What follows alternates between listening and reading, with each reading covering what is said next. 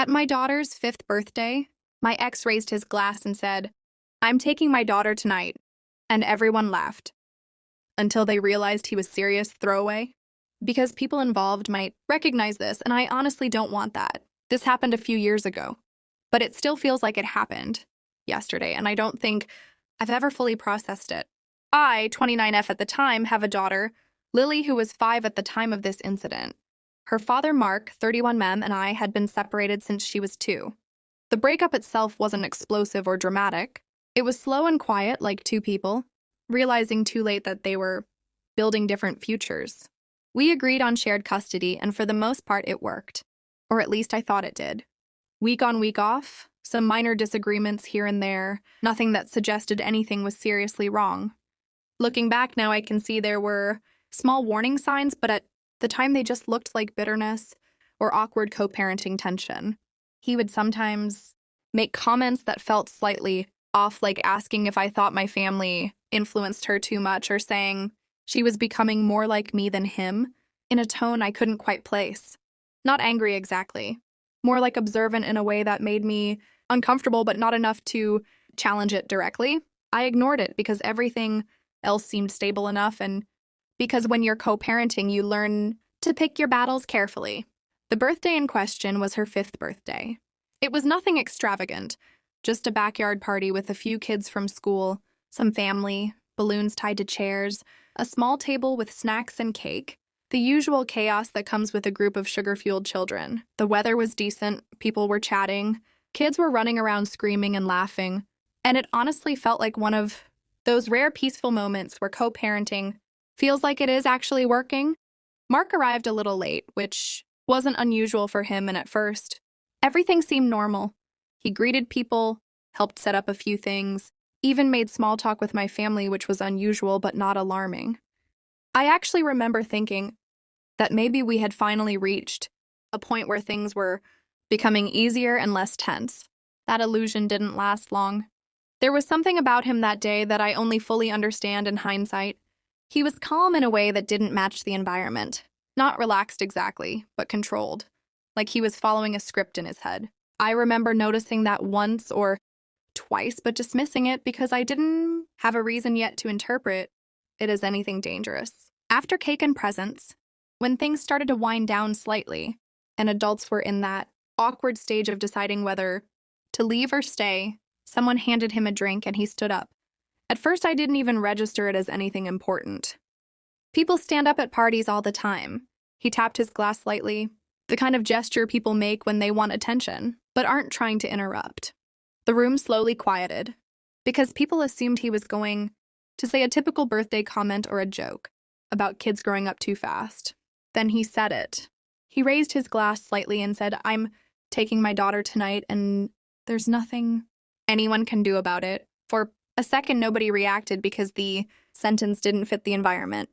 It sounded like a joke said badly, or out of context, so a few people actually laughed, nervously including me at first. I remember smiling slightly out of confusion more than amusement, but he didn't smile back. He just looked around the room like he was waiting for something to happen, like he expected no resistance. That is the moment I felt something shift, but I still didn't fully understand it. I asked him what he meant and tried to keep my tone light because I thought maybe he was attempting some kind of awkward joke or making a point about wanting extra time with her. He repeated himself almost word for word and said it again, with the same calm tone that she was coming with him tonight and that he had already taken care of everything.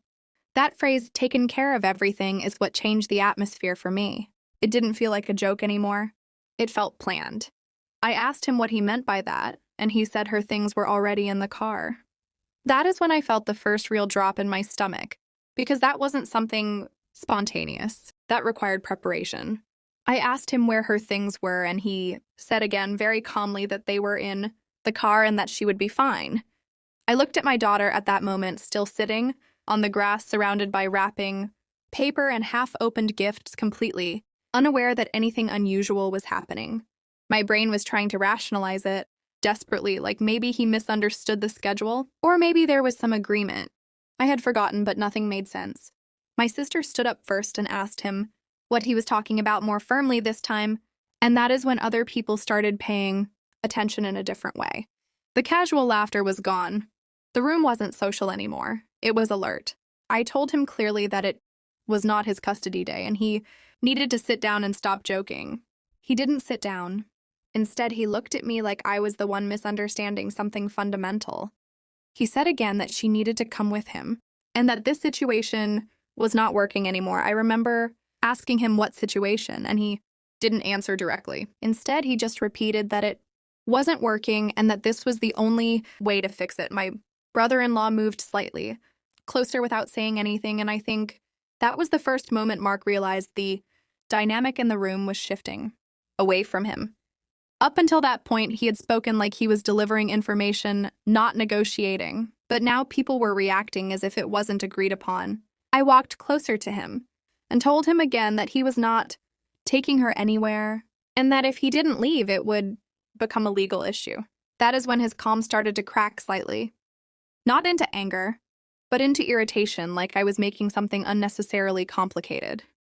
He said I was overreacting and that I always made things difficult when it came to her. That comment hit differently because it sounded rehearsed in a way, like something he had already decided about me long before that moment.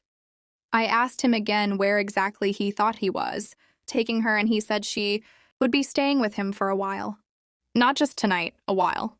That is when everything in my head stopped trying to find a misunderstanding and started recognizing intent. I felt my hands go cold, and I remember grabbing my phone because something in me knew this had crossed into something serious.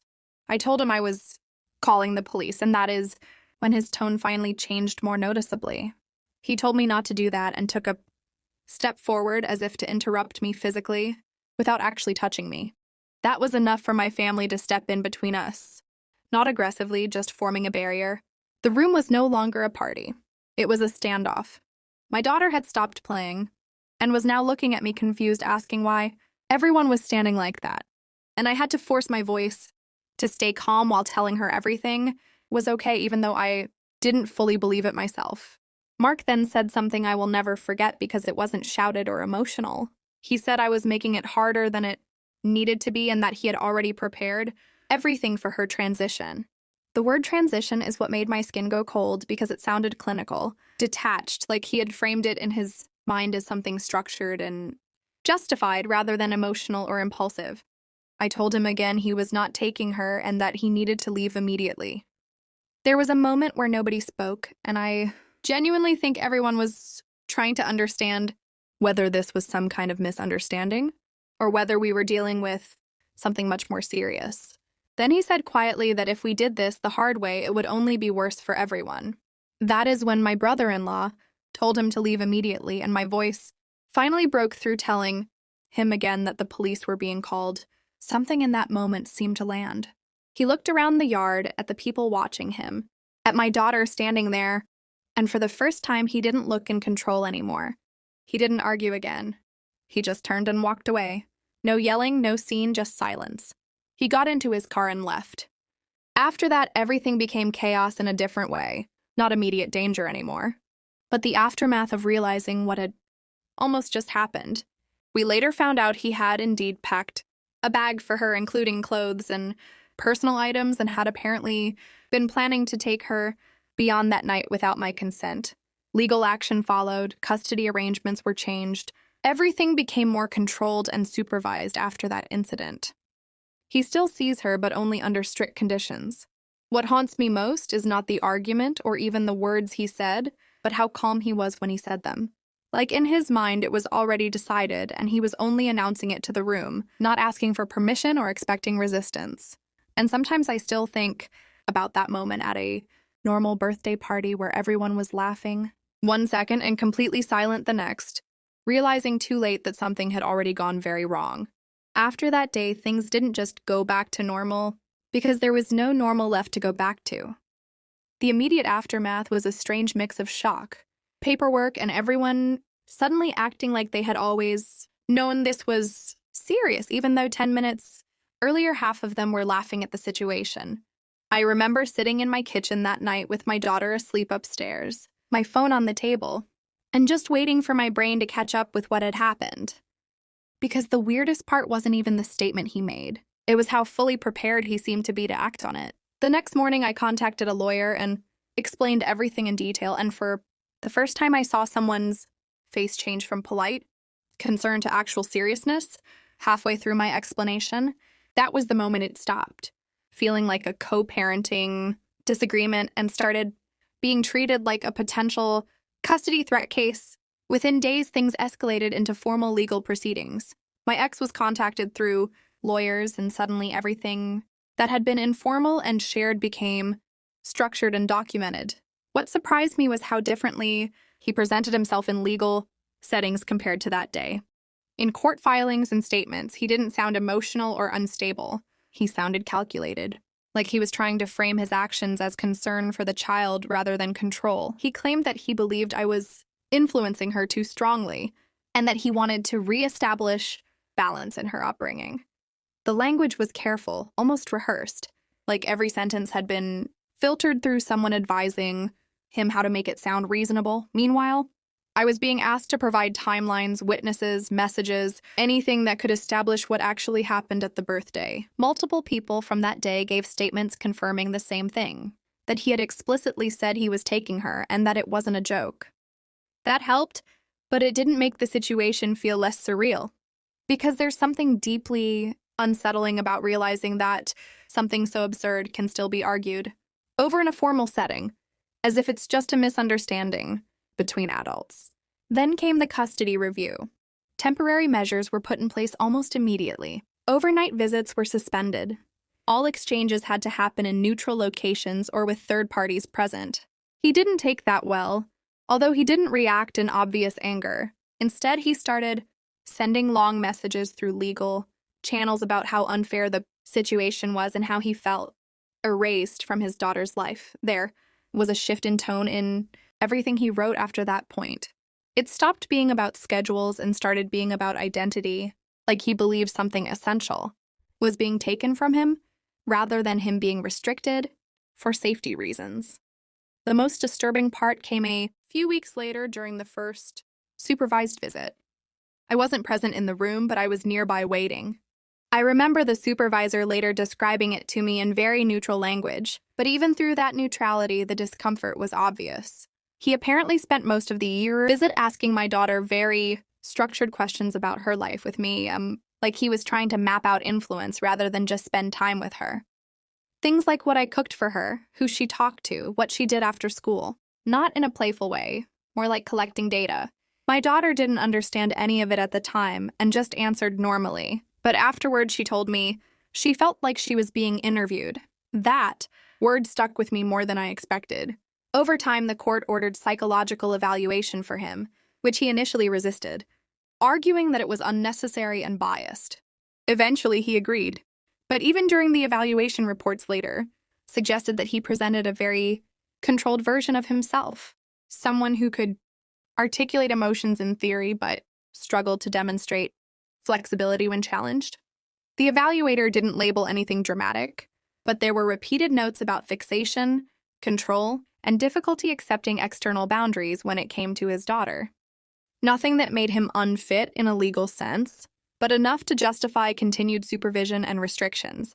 Meanwhile, my life became a cycle of documentation, school coordination, legal meetings, and constantly adjusting to new boundaries that kept shifting, depending on court updates. Emotionally, though, the hardest part wasn't the legal stress. It was learning to reframe what had happened at that birthday. Because people around me slowly started trying to soften it, saying things like he probably just panicked or it was a misunderstanding, taken too far. And I get why people say that, because the alternative is harder to sit with. But I was there. I saw the way he wasn't confused. He was certain, and certainty like that doesn't feel like panic. It feels like a plan. Months passed, and eventually the situation stabilized into a strict custody arrangement. Supervised visits only, structured communication, everything documented. My daughter adjusted better than I expected, which honestly made me more emotional than anything else because children adapt in ways adults struggle to understand.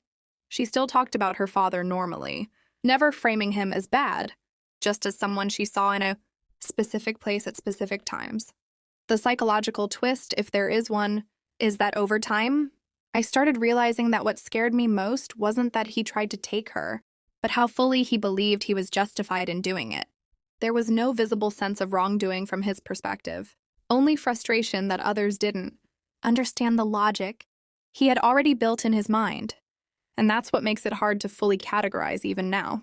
Because there was no dramatic breakdown, no obvious instability in the traditional sense, just a deeply rigid belief that he knew better than everyone else in the room. Sometimes I still think about how quickly a normal birthday party can turn into a moment where everyone realizes, almost silently at the same time, that they are no longer dealing with a misunderstanding, but with something much more serious. And how the most dangerous part of it wasn't the shouting or chaos, but the calmness, the certainty, the way he raised his glass and said it, like it was already decided long before anyone else was invited into the conversation.